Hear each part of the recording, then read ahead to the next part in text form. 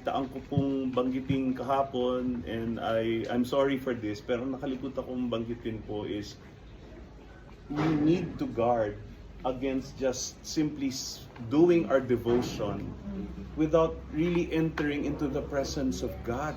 Yun nga. No, kasi we can be faithful in doing our devotions, but at the end of it, we need to ask ourselves, have we met with God? Has God met with us? Kasi ang dali hong gumawa ng devotion lang yan. Sige, ang gagawin ko, babasahin ko itong chapter na ito, chapter 0, check, okay? Tapos mabilis ang pagpanalangin. But have we met with God?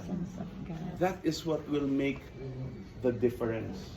Now, if you want to make the difference in your life, in your ministry, it is the presence of God. Now, kanina ganda po, napaalala po sa amin ni Pastor Hernan yung sinabi nga ni Moses sa Exodus 33, kung saan sabi ng Panginoon sa kanyang bayang Israel, sige, eto na ang land of milk, flowing milk and honey, pumasok na kayo dyan, yan pinangako ko sa inyo, but I will not go with you.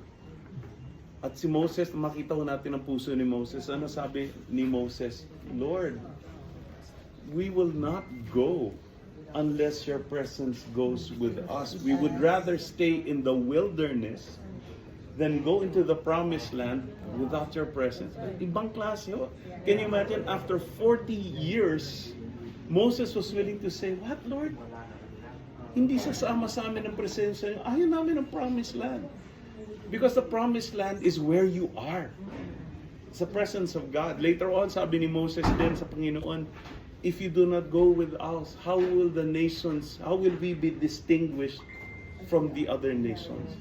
Pag binasa po natin yun, kuha po ni Moses that it was the presence of God that made them different from the other nations.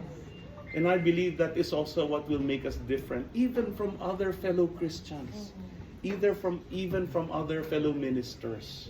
Dahil madami ho nagmi-ministeryo, madami po naglilingkod, but how many of us experience the presence of God in our time with Him? Don't commit to just doing your devotions. Commit to spending time with the Lord. Kaya ako po, hindi ko na po ginagamit sa sarili ko yung doing my devotions eh. Because alam ko po ang tendency ko. I can just go through it, and after that, I just went through my devotions.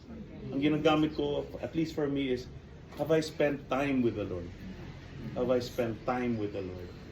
So, yun lang po ang gusto ko lang po idagdag. Kasi ayoko po umuwi tayo na, sabi nga ni Pastor Robs na kailangan ganito tayo, kailangan ayusin ko to.